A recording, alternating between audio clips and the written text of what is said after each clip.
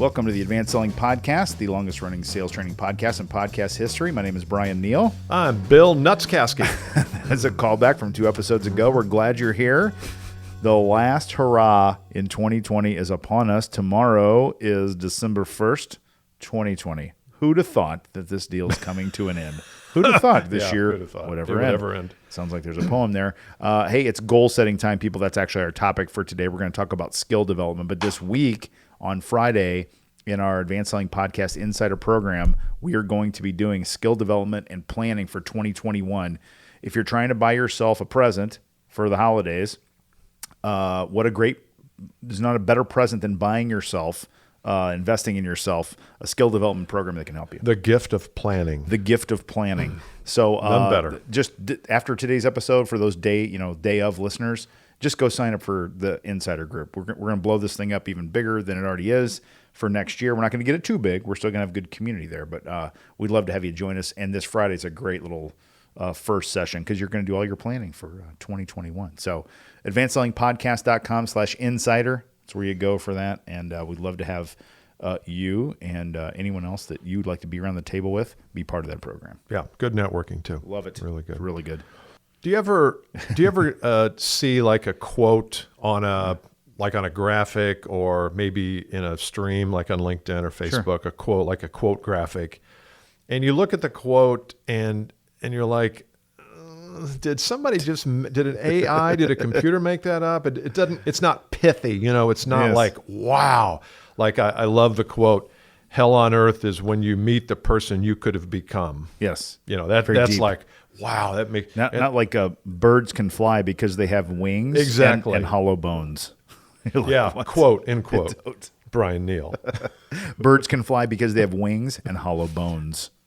Or Neal. Probably should be Orville and Wilbur Wright or some reference to flying. But here's one. I always look up quotes when we're going to talk about skills today. Yeah. The future belongs to those who learn more skills and combine them in creative ways. Wow.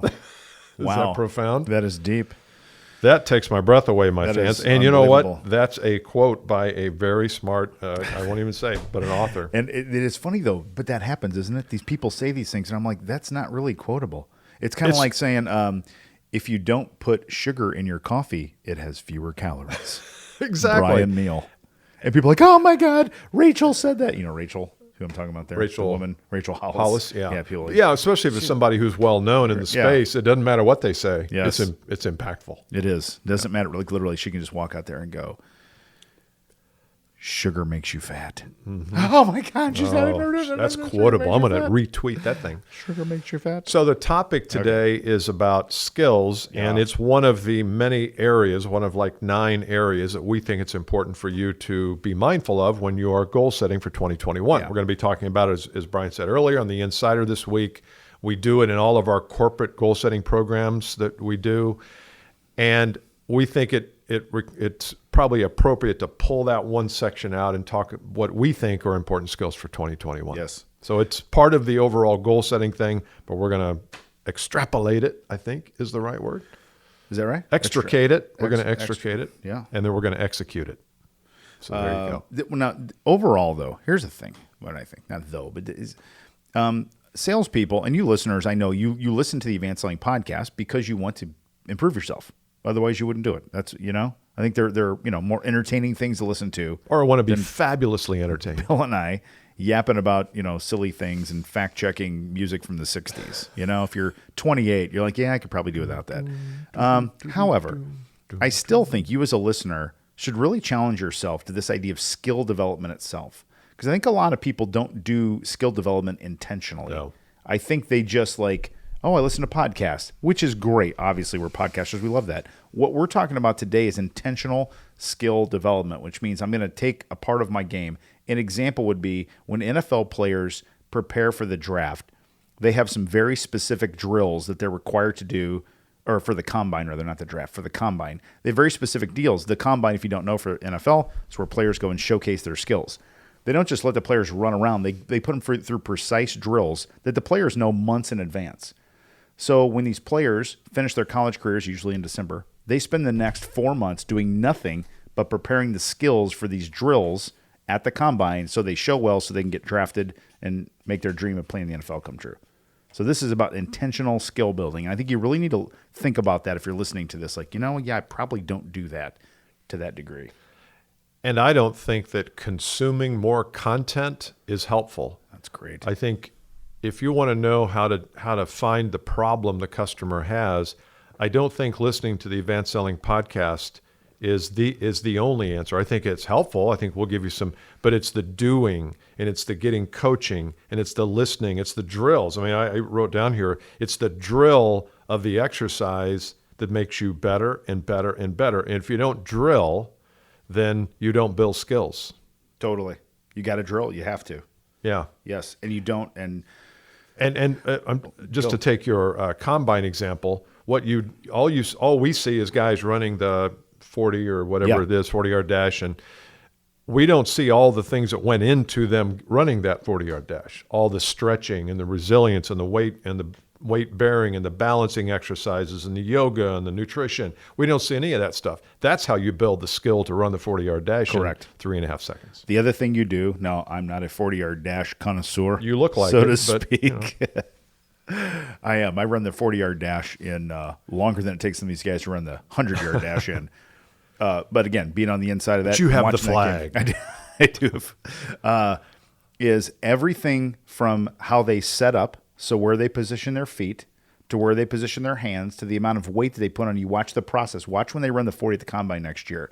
They'll go down. They'll get set. They'll get their weight balanced. One of them, they'll lift one hand up. They'll pause 2 seconds. They'll deep breathe and they take off. Yeah. It's all on purpose. It's all a skill. And literally the difference in the 40-yard dash for most of these guys is like 0.0 something. But those little things are the skills that they develop when they're, in addition to the stretching and the yoga, the technique of running, where the head goes down and when the head comes up. And when you watch them on film, they'll do the same thing over and over. That's what we're talking about here. Precise drill, precise skill development. Okay, so let's talk about some things that we think are important for our listeners to develop in terms of skills, drills and skills and shills and bills for 2021. I've got 2. Brian's got 3 because he's more prolific than I. It's not true. Definitely not Why don't true. you go since you have All right, here's the first many skill. more than me. Many more. I have 30% more. Is that correct? Or You have 50% more? 50% 50% more. Bill's a math in his head guy. The skill. But if you were to discount the 3 to 2, what kind of discount would you have to give? A 60% discount. No, 30% discount. 33. I But hate go this on. math. I hate this math. Really? Oh, I thought hate it. You're a math guy. Because you said last time, I like it because it gives you an exact number, and now you're I like fudging that. on No. I don't like the process. I get lost, especially with percentages and stuff like that. I get a little scrambly. Math was a thing for me. Calculus, I got put in advanced math when I was in 8th grade, and they accelerated us through to calculus, and I struggle. Yeah. Mr. Weir, my calculus teacher, was a funny guy. He was a great guy, but one time he's handing out these tests, and we got our test back out of 100, and he used to fold them in half like long ways, and he'd come and hand it to you. Like he'd just drop it on. He's a real formal guy with a tie. And he took mine out, and he looked at me and goes, "Mr. Neal." Oh, he shook that's his a head bad sign. sideways back to back. I opened up. I got an 8. I got an 8 out of on a 100. calculus test. An 8. And I think he was being nice. I literally, I couldn't do any of the problems. They were so hard. Anyway, sorry. There's calculus. Here's number 1. The skill development of remote everything. Remote everything. So what I have here is there's remote prospecting. There's remote presenting. There's remote demoing. There's remote negotiation. There's remote closing. There's remote networking. Did I say that right? Mm-hmm. Yeah. So there's remote everything. Now that's a big list, but I think you really need to get precise. So here's an example. If you have a Zoom call, you need to practice how you open up your Zoom calls, when you share screen, what it looks like, your background and everything needs to be set up. All that's a skill to me to have a good, solid Zoom experience for your customer. And you need to think about all those little things. So a little example would be, I play music when we have client events. They DJ them in and DJ them out as best I can. So I had to practice that to make sure mechanically that when they get there, the sound was right. It wasn't too loud. Yeah. I had proper music based on the audience because I can't play certain, rap songs don't really work for some of these events. Not. And even though I love them, it doesn't work. So I had to practice that, right? Got to practice. If you're going to screen share, you have to practice the screen share. You You have to practice advancing slides. You have to rehearse these things and make sure the experience is great. Those are little bitty things. But I think everyone should practice and develop the skill of remote everything. I think you just hit on I never thought about it this way, but there's probably a whole trail we can go down, is the whole experience. Yes. Is not only getting good at remote, yes, but it's in order to give the person an experience that is positive and maybe mimics face-to-face. Absolutely. Not quite there, Yeah. but yeah, what kind of experience are we giving and is that a skill? I mean, remote learning remote stuff is a skill, but is it a skill to be mindful of experience? Maybe it is. Yeah. I like that. The first one I had was, I think it's important that we build systems in 2021. We can have goals and we can have tactics and we can have our action plan and our goal setting mechanisms and all that. But are we building systems that put us in front of appropriate people or the right people at the right time? And a system could be something like, my system is that every Monday we record a podcast and it goes out on Monday morning. And when I record a podcast, I know that 3 people are going to call me or reach out and go to the website and fill out a survey. And in 5 days, I will have a lead to call. Yes. That doesn't happen every time, but if you have to build the system, because as you get bigger, especially in a world of remote, I think systems are even more important, because you can suck the energy out of your day if you don't have them, because you're doing a lot of one-offs. And so the extent to which you can build systems in your business, and there's a whole lot written. There's a guy that wrote a book called Scale, a guy named Frank Bria, B-R-I-A. What's his name? The guy from the E-Myth, Michael Gerber, wrote a lot about systems. Unfortunately, a lot of the systems work are written from the perspective of the owner of a company, not a sales professional. But same thing. Do you have systems? Do you have a lead generation system? Do you have a client service system? Do you have a system for Zoom calls? Yes, right. And so all these could be in it. It could be just a checklist, so that you know when you have a Zoom call, you go down the checklist. Okay, I got me a system. Yes, that's what it is. It's really good. Let's see. The next one I have is the skill of business acumen. The skill of business acumen. I think, in a way, selling is going backward with this. And so what's happening is everyone is getting so hyped up on prospecting and lead generation and conversion rates and demos and closes and all that kind of front-end sales stuff. We have stopped learning about business. And this is a skill that you can develop online easily. So the skills that come along with understanding business is understanding how to read an income statement and a balance sheet and understanding what those things mean. Understanding ownership structures, private equity, publicly held, owned by an investment firm, a family office, things like that, understanding all those things. Understanding the trends in the broad business. So we have a new administration coming into the White House. What does that mean in terms of taxes, implications, trade deals, things like that? You don't need to be an expert in those things, but you have to develop your skill in becoming a better business person more than just a salesperson. And I truly think we're going backwards. I love that. I think it's so true. So the quality of your interactions are raised because you can talk to people about different perspectives and a different level of seeing things. So when you're talking to a VP of sales, you can talk cost of goods, margin. You can understand the financials, and not to act or sound smart, but just to really understand the kind of conversations they're having inside their company. If you're just worried about the product and the features and benefits and don't understand business, you can't have those conversations. Correct. Absolutely. And exits, all sorts of things like that. So, and the great thing is with Google, anyone can skill up in those things. Anyone, it's all available for you. My last one here, because I only had 2, is the art or skill of explaining things. As our world gets more complex, and I know we've heard that it's complex, and there's all sorts of, I've said before that our ability to innovate far exceeds our ability to communicate what we innovate, because all these innovations are technical innovations, and sometimes when we go out to the market and try to explain the value, we don't know how to explain those things very well. So your ability to explain complex situations and complex, calculations and formulas, I think is really important, and simplifying it so that a person can understand it. Because you live it and breathe it and sleep it, But when you go out and if you're talking at a level 3 levels higher than the prospect, they won't understand it and they won't tell you they don't understand it. They'll just say, "Hey, thanks for coming in, Bryan. Appreciate it. I'll move on." So how do you explain things? And I think the way to start that is, well, how does it work?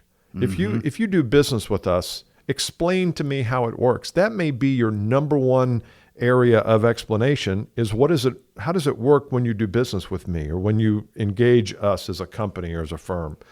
And I don't think salespeople do a very good job at that. I think they leave that for, well, if I'm nice enough and credible enough and I ask the right questions, I don't really need to do that. I say, you can be a jerk and ask no questions, but if you're good at explaining stuff, people are going to buy from you. That's brilliant. That's really good. That's a book. You know, a model for that I love. So I kind of geek out on TV. I don't watch Netflix stuff, but I watch all these discovery shows about how it's made and the expansion of the universe and Neil Tyson Degrassi and all those people and those people on those shows are really, really good at explaining really complex physical, like physics stuff in normal terms. And it's an art and it's a skill that they have to work on. So they're talking about this massively complex mathematical equation that has physics and calculus and everything else, but they can bring it back and say, so imagine you're traveling on a train and the train is going 100 miles an hour and your friend is on another train. They're going da-da-da-da-da. But here's the problem. When the train turns, you're going faster than them. They explain basically, time travel in very common, like, okay, that makes sense to me. That's a great. Yeah, that's good. That's good. And with your background in calculus, from what we heard, the proverbial there's a callback. The 8 on a scale of 1. God was that this episode Mr. or was that last? It was this episode. I've already got it in the notes for the front roll, so thank you for reminding me. Mr. Weird. Mr. Weird, what a great human. Okay. He's passed away, but he's so great. Love that. I love that. He had a shtick though, didn't he? He had a shtick. Here's the deal. So he had these sayings that he said all the time. One of them was back at the ranch. So if someone like asked him questions, they were off, he'd go, now back at the ranch.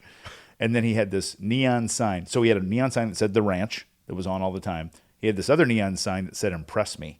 And so if he had a really hard question, he'd walk around, then he'd like turn to that, he'd like look at you kind of funny, he'd turn around, he'd real slowly reach up and he'd go, click, click, and turn the impress me. He'd turn around just his head and go, like here it comes. Wow, he'd ask a question. Wow. He was great. He was a great teacher. That's just a great teacher. Teachers like that. My last one, which is nowhere near as good as the last one, but the skill of hyper or micro connecting. Hyper or micro connecting. It's a skill to develop. And I read an article the other day that said 90% of salespeople never ask for referrals. I think that's true. So that's kind of a data point that says people just don't do this. And I think this isn't about referrals necessarily. It's about connecting. And when I say hyper or micro, what I mean is getting very, very specific with individuals to try to connect them to other individuals versus broad brushed, throwing your business card around, going to a big networking meeting thing. That's the micro part. And the hyper part means that I do it all the time. So that's a skill to develop. People need to understand how to connect people to others. They need to understand what to say in that connection. They need to understand how to ask for a connection, that sort of stuff. I think that's a skill that he's developed massively in 2021. That's awesome. Yeah, that's good. Want to take us home? You still thinking? You got a third space there. Are you thinking of one? Or you want to take us home? No, I'll take you home. Okay. I'll take you home. Appreciate that. My mom used to always say, don't drag things home. So I guess, I don't know if that meant you or other things. Pets. Maybe it meant pets and farm animals. and high school teenage girls. Hey, don't drag things home. There.